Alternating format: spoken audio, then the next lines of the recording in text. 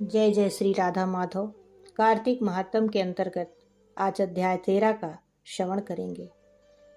दोनों ओर से गदाओं, बाणों और शूलों आदि का भीषण प्रहार हुआ।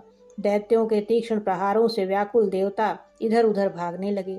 तब देवताओं को इस प्रकार भयभीत हुआ देखकर गरुड़ पर चढ़े भगवान युद्ध में आगे बढ़े और उन्होंने अपना सारंग नामक धनुष उठाकर बड़े जोर की टंकार की।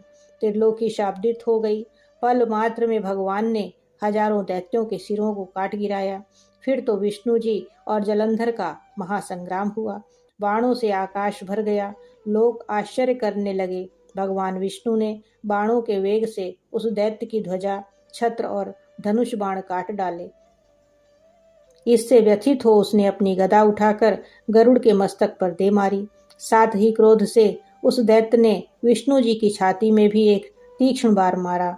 उसके उत्तर में विष्णु जी ने उसकी गदा काट दी और अपने शारंग धनुष पर बाण चढ़ाकर उसको बींधना आरंभ किया।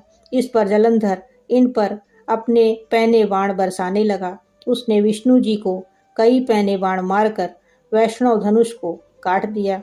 धनुष कट जाने पर भगवान ने गदा ग्रहण कर ली और शीघ्र ही जलंधर को खींच कर मारी।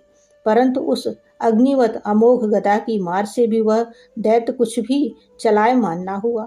उसने एक अग्निमुख त्रिशूल उठाकर विष्णु जी पर छोड़ दिया। विष्णु जी ने शिव जी के चरणों का स्मरण कर नंदन नामक त्रिशूल से उसके त्रिशूल को छेद दिया। जलंधर ने झपटकर विष्णु जी की छाती पर एक जोर का मुष्टिक मारा।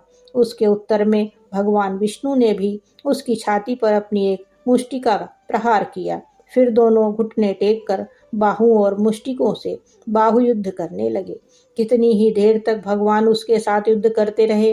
तब सर्वश्रेष्ठ मायावी भगवान उस दैत्यराज से मेघवाणी में बोले कि रे रण दुर्मुद्ध दैत्य श्रेष्ठ, तू धन्य है जो इस महायुद्ध में इन बड़े बड़े आयुधों से भी भयभीत न हुआ। तेरे इस युद्ध से मैं प्रसन्न हूँ। तू जो चाहे वर मांग ले।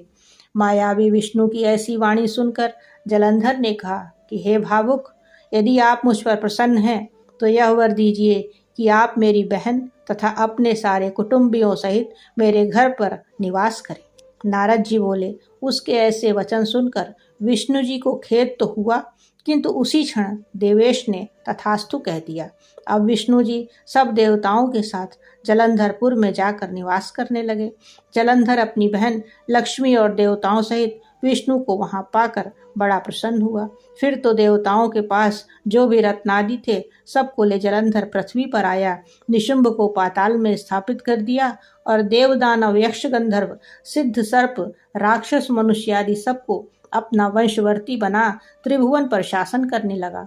उसने धर्मानुसार सुपुत्रों के समान प्रजा का पालन किया। उसके धर्म राज्य में सभी सुखी थे। आज की कथा बस यहीं तक थी। यहीं से हम आपसे विदा लेते हैं। कल अध्याय 14 का श्रवण करेंगे। जय जय श्री राधा माधव।